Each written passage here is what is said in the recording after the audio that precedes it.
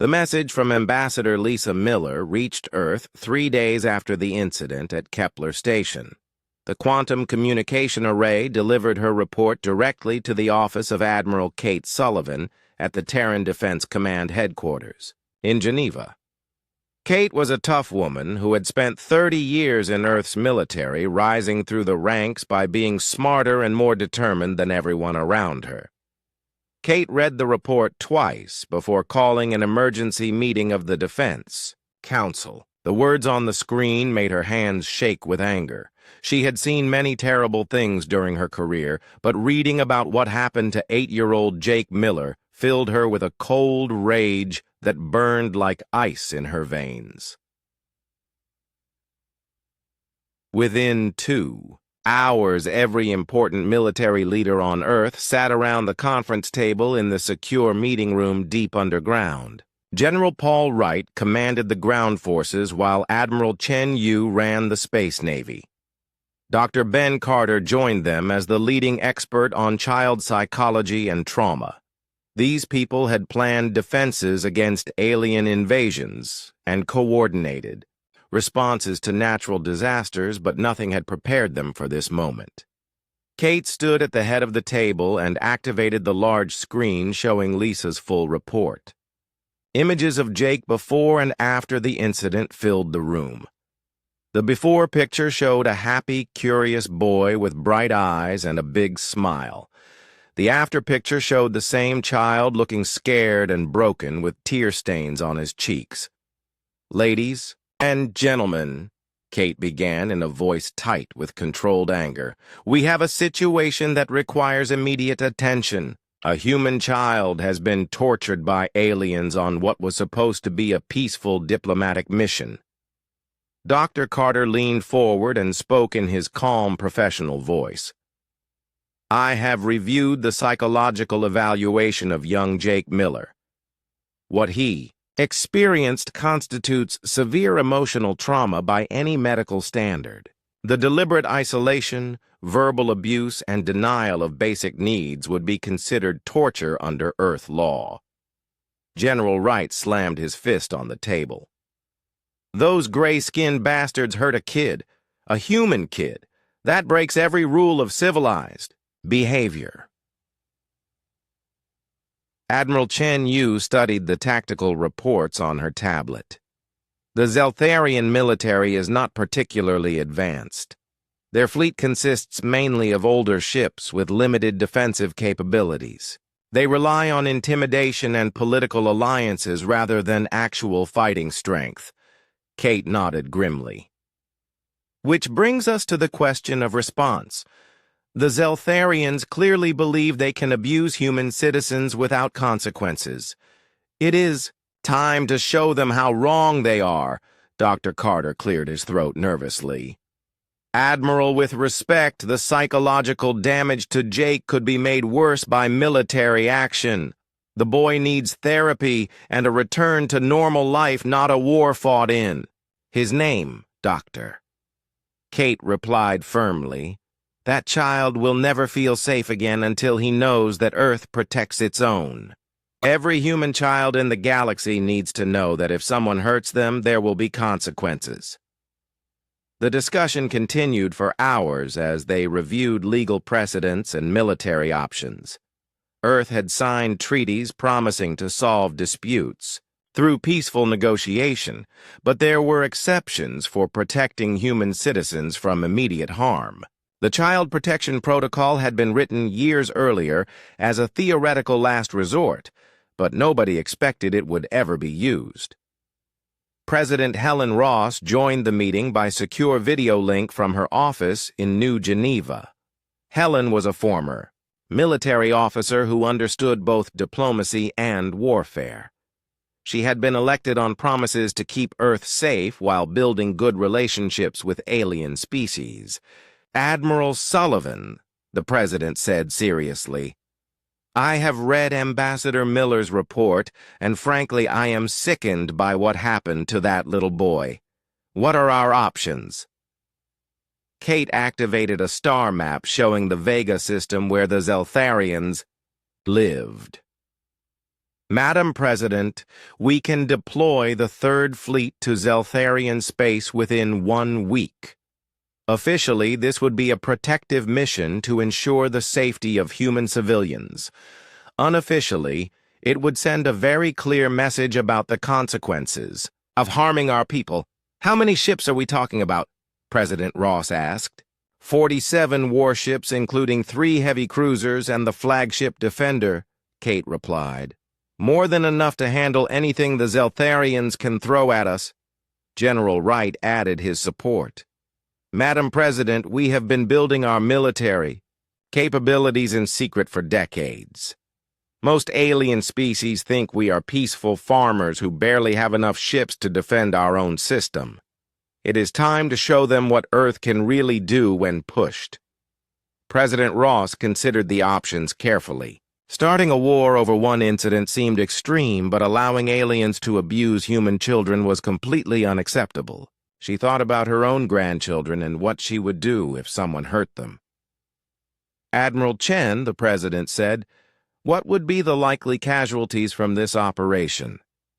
Minimal on our side, Madam President. Chen replied confidently, the Zeltharians have not fought a real war in over 50 years. Their ships are outdated and their crews are inexperienced. We could disable their entire fleet without firing a shot if necessary. Dr. Carter tried one more time to voice his concerns. I understand the desire for justice, but we should consider the long-term implications. Military action could destabilize the entire region and lead to more conflicts. Kate fixed him with a hard stare. Doctor, with respect, the long-term implications of doing nothing are much worse. If we let the Zeltharians get away with torturing human children, what message does that send to every other hostile species in the galaxy? The room fell silent as everyone considered the weight of the decision. Earth stood at a crossroads between maintaining peace and defending its most vulnerable citizens. The choice they made in the next few minutes would echo across the galaxy for generations. President Ross finally spoke after several long minutes of thought. I cannot and will not allow anyone to harm human children without facing consequences. Admiral Sullivan, you have authorization for Operation Guardian Shield. Deploy the Third Fleet to Zeltharian space immediately. Kate smiled grimly and saluted. Yes, Madam President. The fleet will be ready to depart within 24 hours. As the meeting broke up and military commanders rushed to implement the deployment orders, news of Jake's treatment began spreading through human networks. The story of the little boy who asked an innocent question and was punished by alien bullies struck a nerve with people across Earth and its colonies. Social media exploded with anger and demands for justice. Parents posted pictures of their own, children with messages saying that no alien had the right to hurt human kids. Veterans volunteered to come out of retirement to serve on the mission. The phrase, "Remember Jake Miller," began appearing on signs and banners as ordinary citizens rallied behind their government's decision. In her private office, Kate Sullivan stared out the window at the stars and thought about her own daughter who was Jake's age. The Zeltharians had made a terrible mistake when they decided to hurt that innocent child. They thought Earth was weak and passive, but they were about to learn the truth about human nature. When someone threatened human children, the entire species became dangerous. Earth had spent decades building relationships and following diplomatic protocols, but there were some lines that could never be crossed. The Zeltharians had crossed one of those lines, and now they would face the consequences. Kate picked up her secure phone and began making calls to fleet commanders around the solar system. Operation Guardian Shield would be the largest military deployment in Earth's history, and it would send a message that every alien species would understand, hurt human children, and face the wrath of an entire civilization that put family above everything else. The Third Fleet began moving toward the edge of the solar system, as Earth prepared to show the galaxy what happened when someone was mean to their kids. Jake Miller pressed his nose against the cold window of Kepler Station and watched the strange ships dock outside. The 8-year-old boy had never seen anything like them before. The alien vessels looked like giant insects made of metal with too many legs and weird glowing parts that hurt his eyes when he stared too long. His mother, Lisa Miller, stood behind him, fixing her formal blue diplomatic uniform and checking her tablet for the 100th time that morning. Lisa worked as an ambassador for Earth, and today was very important. She had to meet with aliens called Zeltharians to talk about trade deals and peace agreements. Jake did not really understand what that meant, but his mom said it was like making new friends who lived very far away. The problem was that Jake had to come with her because there was nobody else to watch him, and the mission was supposed to be safe and easy. The space station around them buzzed with activity as different alien species walked through the halls. Jake saw tall blue creatures with 4 arms and short furry ones that reminded him of teddy bears. Some aliens looked almost human, while others were so strange that Jake could not figure out which end was their head. His mom had explained that this place was neutral territory where different species could meet safely to talk about important things. Captain Roy Hayes approached them wearing his security uniform. He was a big man with kind eyes who had been watching over Jake while his mother prepared for the meetings. Roy knelt down to Jake's level and smiled warmly at the boy. "Remember what we talked about, buddy?" Roy said gently. "Stay close to your mom and try to be quiet during the grown-up meetings. These aliens are different from us, and they might not understand when kids ask lots of questions." Jake nodded seriously. He was good at being quiet when he needed to be, but sometimes his curiosity got the better of him. There were so many interesting things to see and learn about on the station. He had already discovered that some aliens ate rocks for breakfast, and others could change colors like chameleons. Lisa checked her watch and took Jake's hand. "Time to go, sweetheart. This should only take a few hours, and then we can explore the station together." They walked through several corridors until they reached a large meeting room with a round table in the center. The room was decorated with symbols from different alien cultures and had a big window showing the stars outside.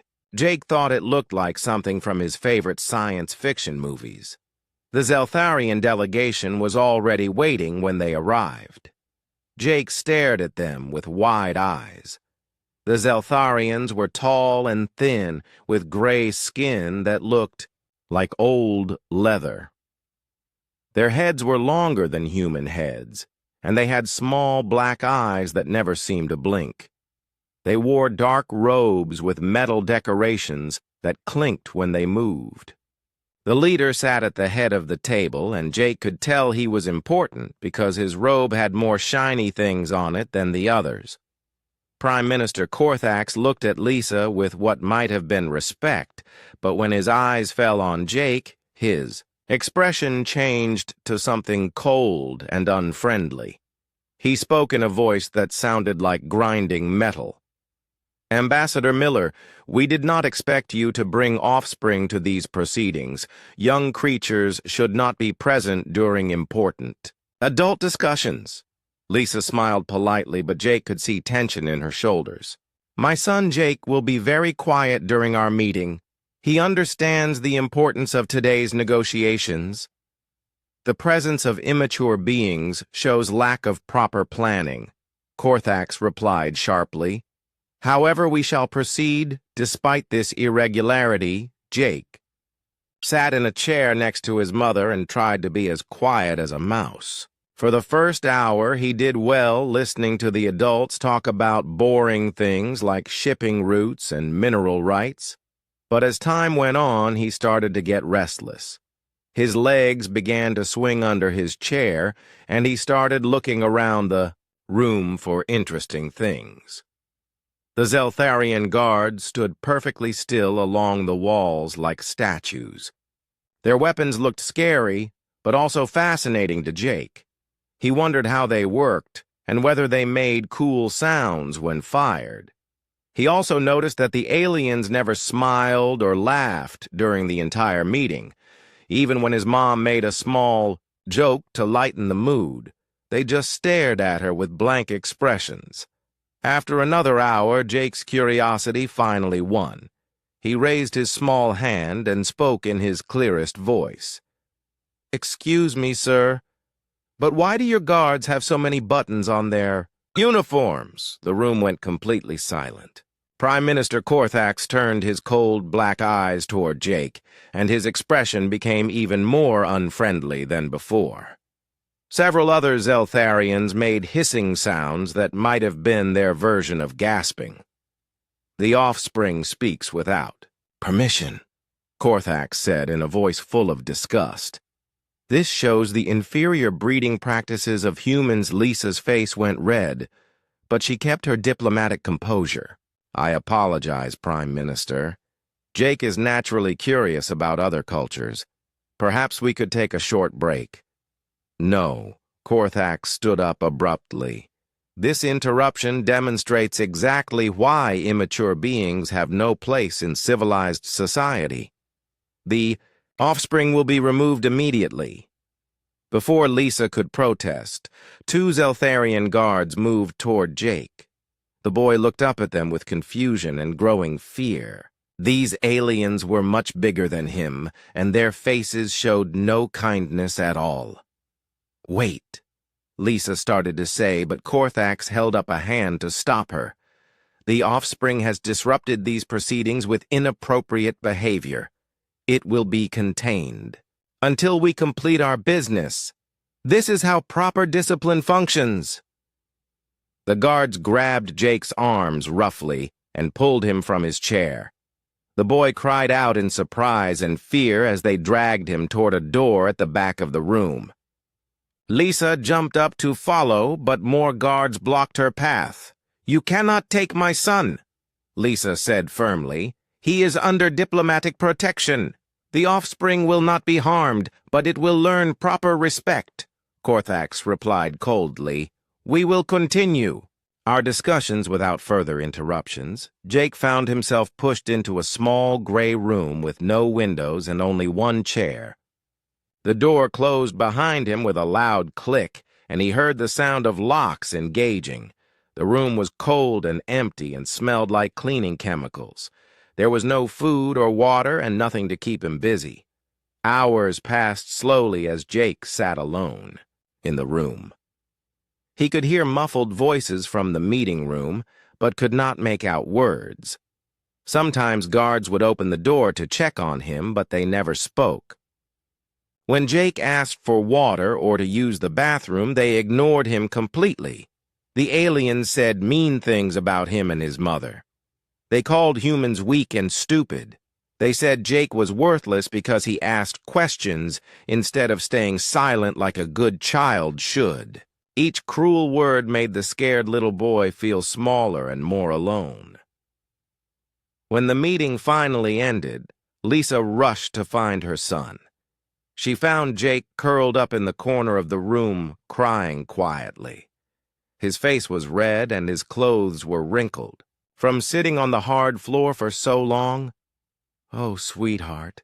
Lisa knelt down and pulled Jake into her arms. "I am so sorry this happened." Jake looked up at his mother with tears in his eyes and said the words that would change the galaxy forever. "They were mean to me, Mom. They said humans don't matter and that I was stupid for asking questions. They said we were inferior and worthless. Why do they hate us so much?" Lisa held her son tightly and felt something cold and angry growing in her chest. She had spent years learning to be diplomatic and patient with alien cultures, but watching her child suffer had broken something inside her. As she carried Jake back to their quarters, she was already planning the report she would send to Earth. The Zeltharians thought the incident was over and forgotten, But they had made a terrible mistake. They had hurt a human child, and that was something Earth would never forgive or forget. The human fleet dropped out of hyperspace at the edge of the Vega system like a storm appearing from nowhere. 47 warships materialized in perfect formation, with the massive flagship Defender leading the way. Admiral Kate Sullivan stood on the bridge of her command ship watching the tactical displays show Zeltharian vessels scrambling in panic as they detected the unexpected arrival. Captain Alex Turner commanded the Defender and had served under Kate for over 10 years. He was a calm, steady officer who had never lost his temper in battle, but reading the reports about Jake Miller had filled him with the same cold anger that drove every human in the fleet. Alex studied the enemy positions and shook his head at their poor defensive arrangements. Admiral, the Zeltharians are moving their ships into what they probably think is a defensive formation, Alex reported. It looks like something from a military academy textbook written 200 years ago. Kate nodded grimly as she watched the alien fleet try to organize itself. The Zeltharians had 23 ships of various sizes, but none of them looked particularly dangerous. Their technology was outdated, and their tactics were clearly based on intimidating weaker opponents rather than fighting real battles. "Open a communication channel to the Zeltharian command ship," Kate ordered. "Let us see how brave they are when facing an actual military force." The main screen flickered and showed the interior of a Zeltharian bridge. Prime Minister Korthax appeared, on screen looking much less confident than he had when bullying an 8-year-old boy. His gray skin had turned an unhealthy pale color, and his small black eyes darted nervously between his own officers. "Human fleet, you are in violation of Zeltharian sovereign space," Korthax said, in a voice that shook slightly. "Withdraw immediately or face the consequences." Kate stepped forward so the alien could see her clearly. She wore her full dress uniform, with all the decorations she had earned during 30 years of service. Her expression was as hard as steel, and her voice carried the authority of someone who had never backed down from a fight.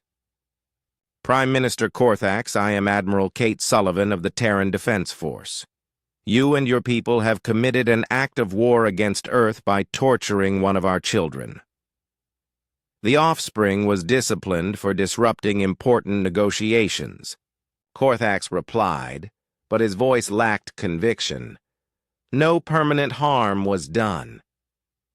You isolated a scared 8-year-old boy for hours without food or water while verbally abusing him," Kate said with ice in her voice. "By Earth law, that constitutes torture of a minor. The penalty for such crimes is severe." Captain Alex stepped up beside his admiral and added his own cold stare to the conversation. "You made a little kid cry. That was your first mistake. Your second mistake was thinking we would let it slide." "Commander." Luke Foster joined them, carrying a data pad full of intelligence reports. Luke had spent years gathering information about Zeltharian activities, and what he had discovered painted a very ugly picture of their society. His findings would make the current confrontation much more serious than anyone expected. "Prime Minister," Luke said formally, "we have been monitoring your communications and activities for some time. Would you like to explain why your government has been selling prisoners from other species as slave labor?" The color drained completely from Korthax's face as he realized the humans knew about their hidden crimes. The Zeltharians had been very careful to keep their slave trade secret, but Earth's intelligence network was more advanced than anyone suspected. "You have no proof of such allegations," Korthax said weakly. "These are lies meant to justify your illegal invasion." Kate smiled without any warmth. "Commander Foster, please share our evidence with the Prime Minister." The screen split to show documented proof of Zeltharian ships capturing refugees and selling them to work in dangerous mines. Video recordings showed alien children being separated from their parents and forced into labor camps. Financial records revealed massive profits from the trade in sentient beings. This evidence has been forwarded to the Galactic Council and every major news network in known space. Kate announced, "Your government's crimes against sapient beings are now public knowledge." Korthax's attempts at denial crumbled as he realized the scope of what the humans had uncovered. The Zeltharians had built their entire economy on the suffering of others, and now their secrets were exposed for everyone to see. "You still have no right to invade our space," Korthax said desperately. "The Galactic Council will condemn your actions." "Actually," Minister Dana Collins said as she appeared on screen from the diplomatic ship, "the Galactic Council has already reviewed our evidence and voted to suspend Zeltharian membership pending a full investigation. You are now classified as a rogue state." Dana was Earth's top negotiator and had spent the last week building a legal case that would justify military intervention. Her work had turned what looked like human aggression into a righteous mission to stop systematic abuse of innocence. Lieutenant Emma Stone monitored communications from her station and reported increasing chatter from other alien species. "Admiral, we are receiving messages of support from over 30 different civilizations. Apparently, the Zeltharians have been bullying smaller species for decades." The tactical situation shifted rapidly as ships from other civilizations began arriving to support the human fleet. The Mantari sent 3 cruisers, while the Arcturian Republic deployed a full squadron. Species that had never worked together before united in their hatred of Zeltharian cruelty. "It seems you have fewer friends than you thought," Alex observed as enemy ships found themselves outnumbered 5-1. "Perhaps this would be a good time to discuss surrender terms."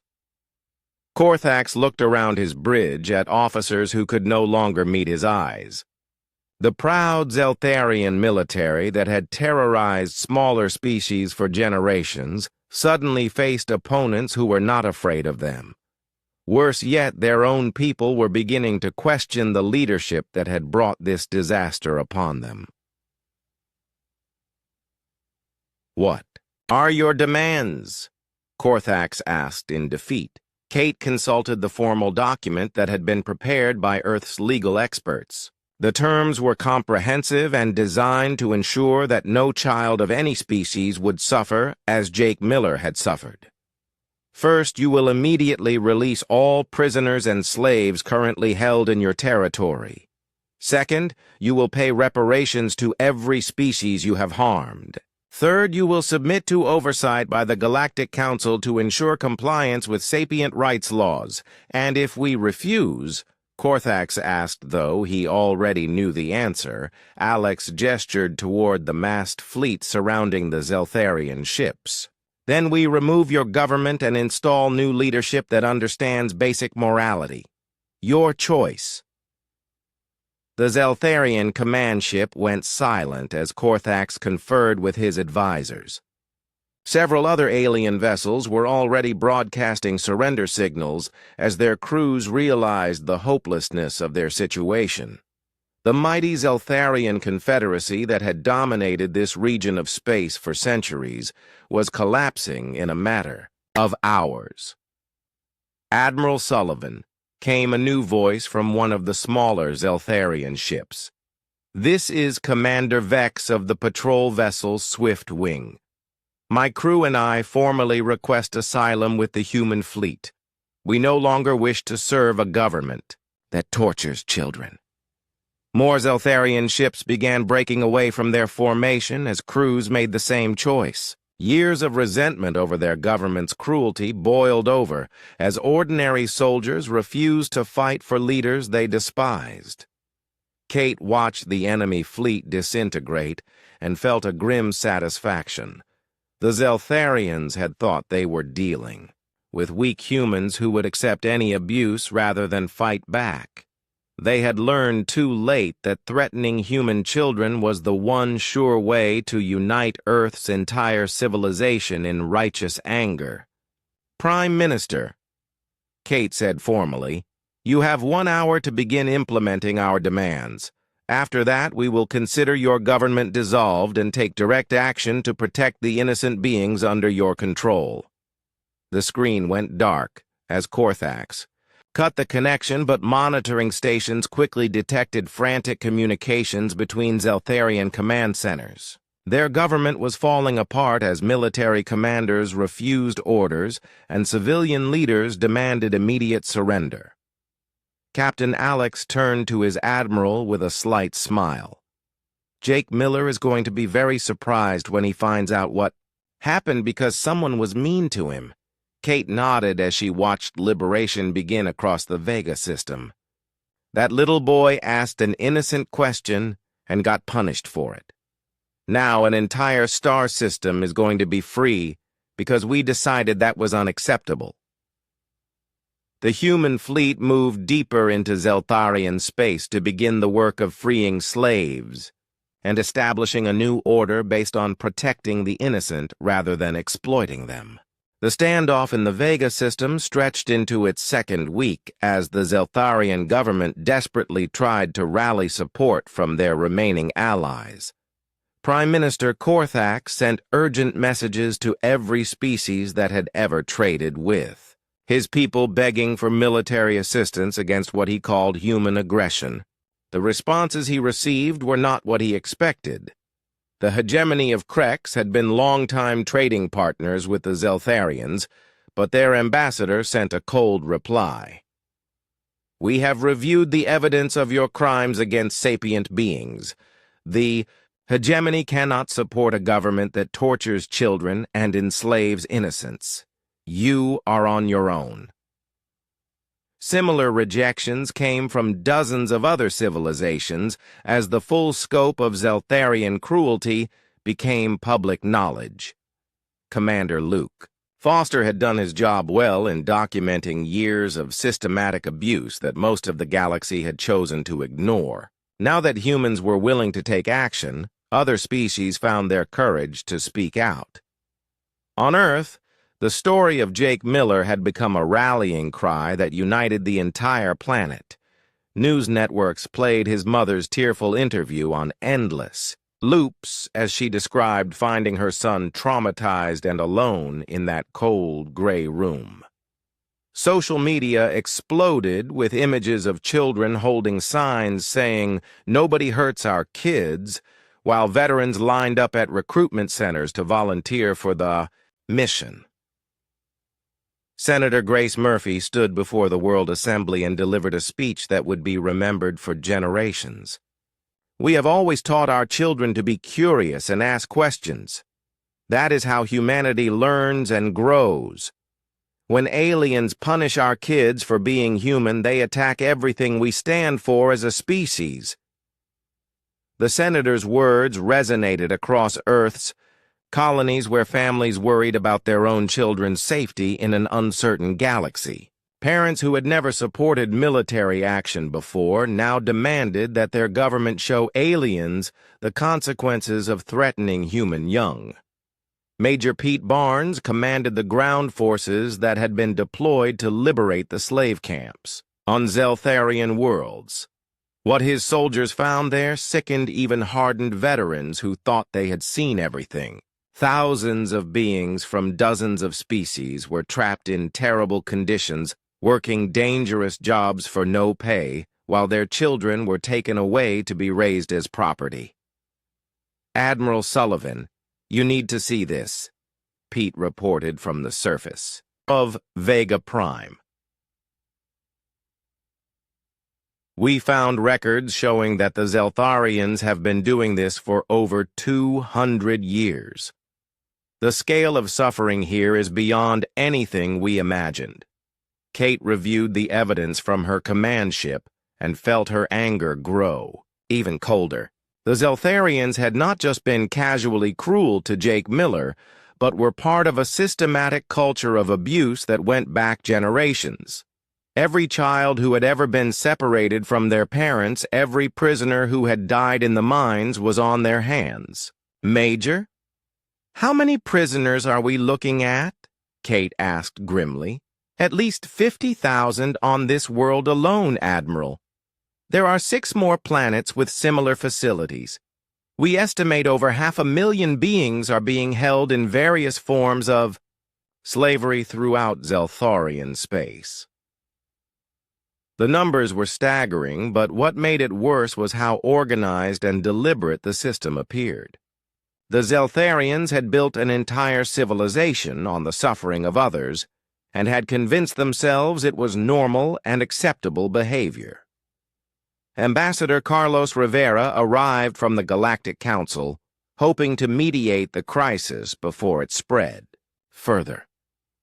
Carlos was a skilled diplomat who had resolved dozens of interstellar disputes, but he had never faced a situation where one side had such overwhelming moral authority.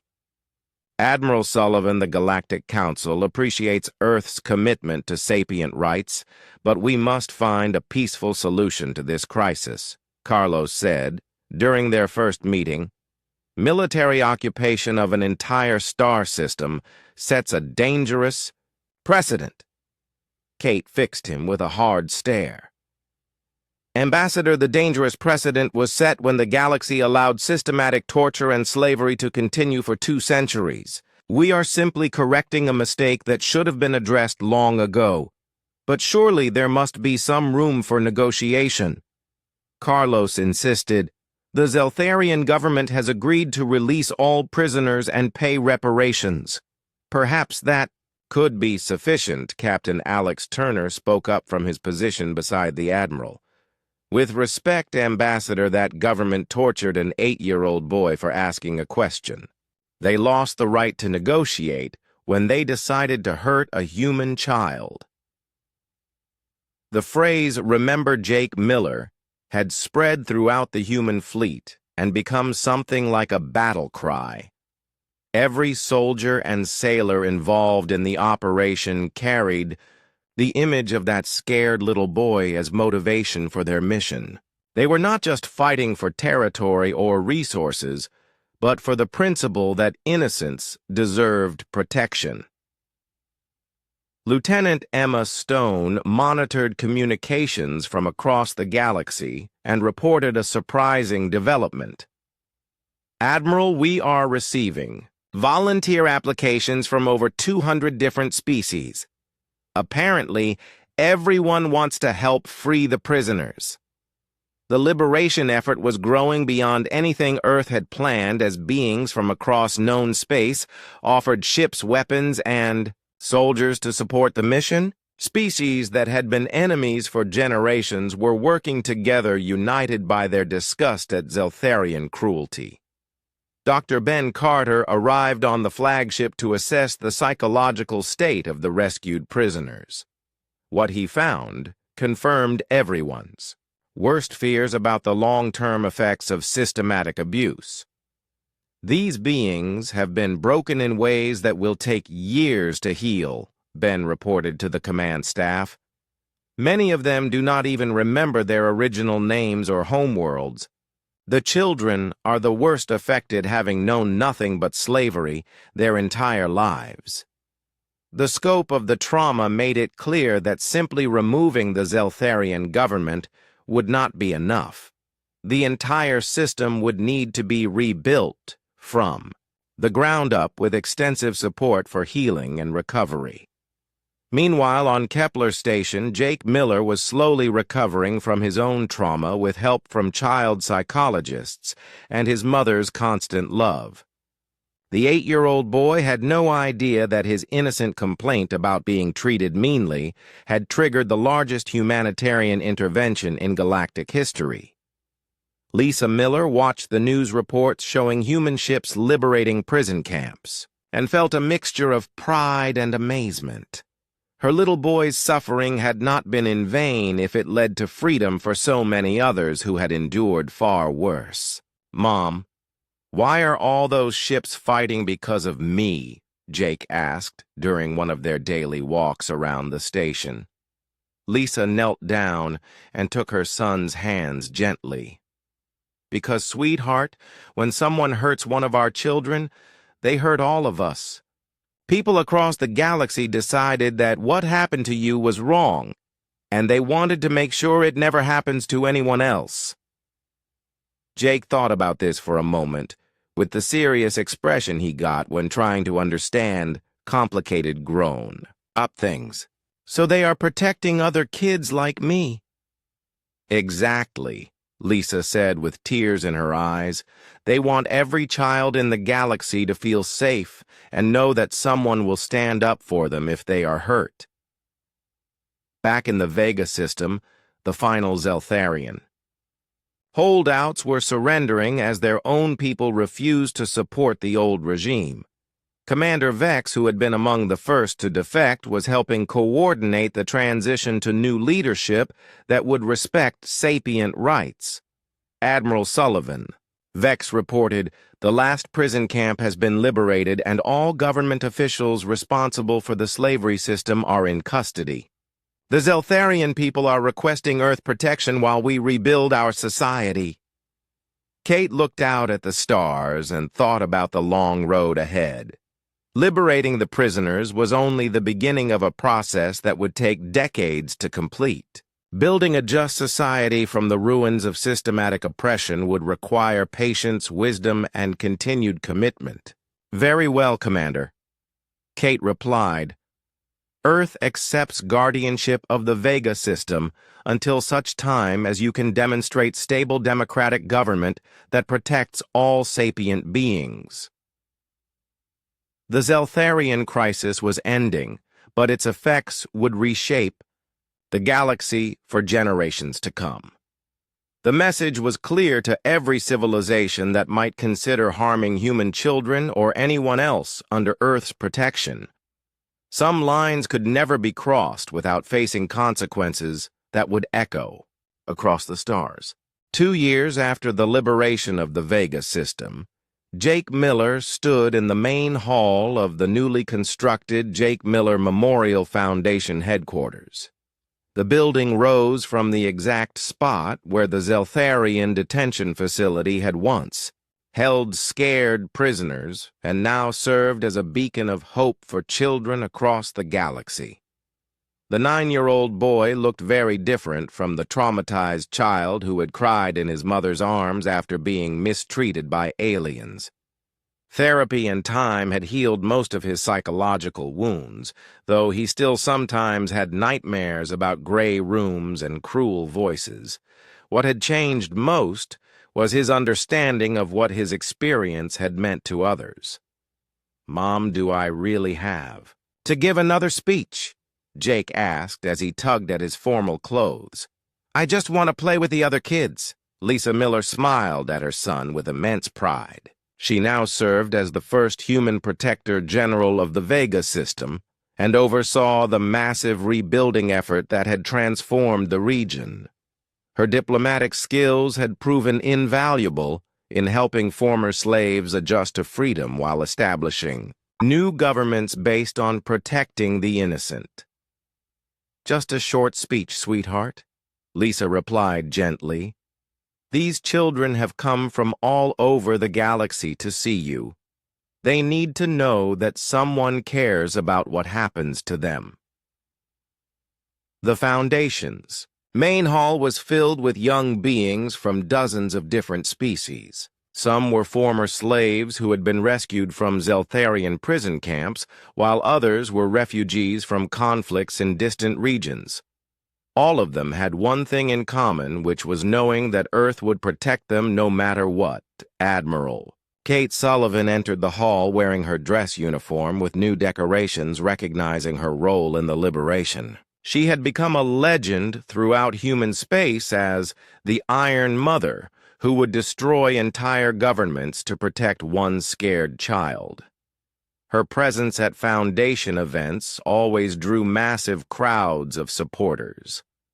"Admiral Sullivan," Jake said formally, as he had been taught, "thank you for coming to our ceremony." Kate knelt down to Jake's level and smiled warmly. "Thank you for inviting me, Jake. I am very proud of how brave you have been and how much good has come from your courage. I was not brave," Jake said honestly. "I was just scared and wanted my mom." "Sometimes being human is enough," Kate replied. "You asked an innocent question, and when they punished you for it, we decided that was unacceptable. That is what families do for each other." The ceremony began with presentations from children who had been helped by the Foundation.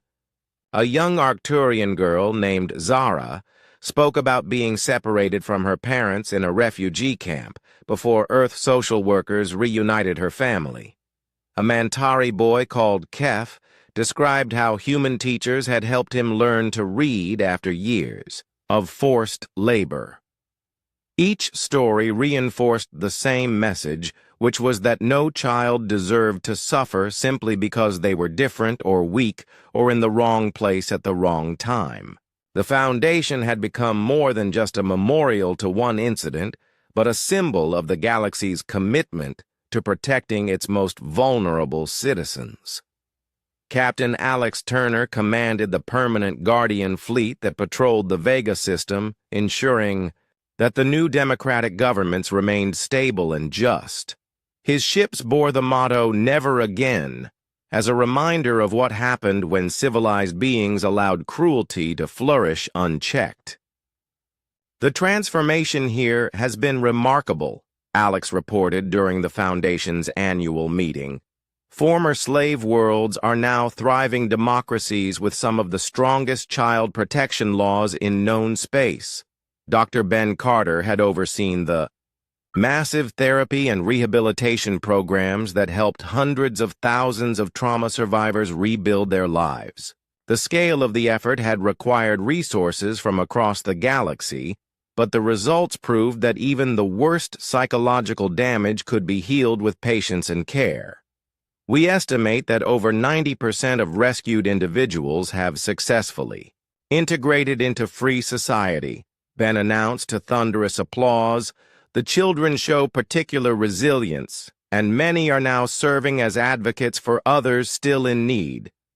Commander Vex had become the elected leader of the new Zeltharian Republic and worked tirelessly to ensure his people never again participated in systematic oppression. The former patrol ship officer understood better than anyone how easy it was for good people to become complicit in evil through fear and ignorance. "My species bears responsibility for centuries of suffering," Vex said during his address to the gathering. "We cannot undo the past, but we can ensure the future is different." The Jake Miller Foundation reminds us daily of the cost of cruelty and the power of compassion. President Helen Ross attended the ceremony via hologram from Earth, where she had been re-elected in a landslide based largely on her decisive response to the Zeltharian crisis. Her approval ratings had remained high as Earth's new role as galactic protector resonated with voters who took pride in their civilization's moral leadership. "The events that began with one frightened child asking for help have reshaped our understanding of what civilization means," President Ross declared. "We have learned that true strength comes not from conquering others, but from protecting those who cannot protect themselves." Jake finally stepped up to the podium to deliver his speech. He had written it himself with only minor help from his mother, and it reflected his growing understanding of the complex adult world around him. 2 years ago, some aliens were mean to me because I asked questions," Jake began in his clear young voice. "I did not know that asking questions was wrong, but they said it was. They locked me in a room and said mean things about humans." The hall fell completely silent as beings from across the galaxy listened to the child whose suffering had changed everything.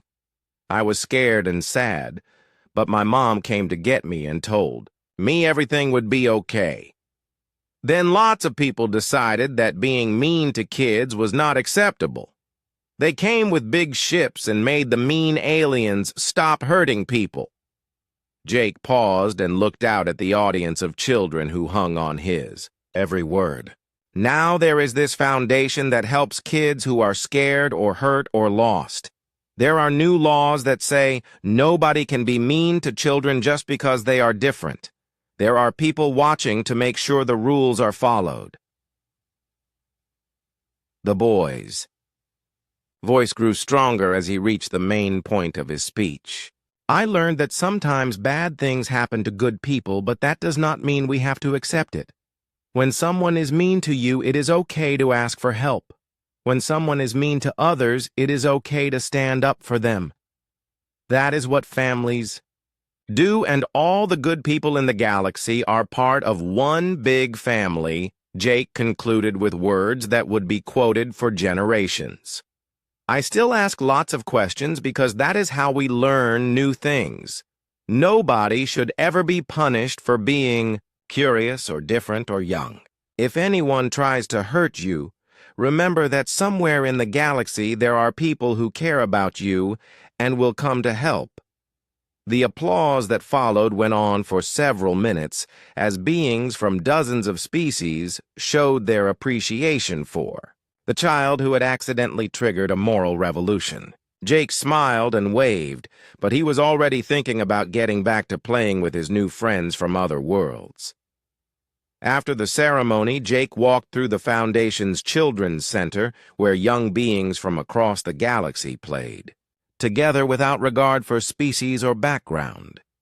He stopped to help a shy Zeltharian girl with a puzzle and answered questions from a group of human children visiting from the colonies. Jake asked one of the human kids, "Are you really the most important person in the galaxy?" Jake laughed and shook his head. "I am just a regular kid who asked a question at the wrong time. The important people are the ones who decided to help when they heard about what happened." As the day ended, Jake sat with his mother watching the sunset through the Foundation's great windows. The sky was filled with ships from the Guardian fleet that now protected not just the Vega system, but served as a rapid response force for threatened children anywhere in known space.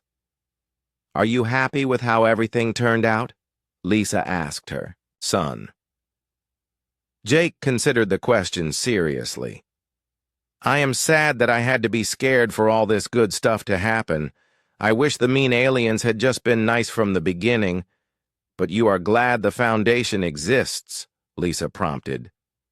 "Yes," Jake said, firmly. Now when kids are scared, they know someone will help them. That makes the scary part worth it. Mother and son sat in comfortable silence, watching the stars appear in the darkening sky. Neither of them could have imagined that a simple complaint about being treated meanly would reshape galactic civilization, but both understood that some changes were worth any price. The Jake Miller Memorial Foundation continued its work as a permanent reminder that civilization meant protecting those who could not protect themselves. The phrase "Remember Jake Miller" had evolved from a battle cry into a promise that no child would ever again suffer alone in a gray room while adults looked the other way. Across the galaxy, children slept safely, knowing that if anyone was ever mean to them, there was an entire star system and a fleet of ships ready to remind the universe that some things would never be tolerated by decent people.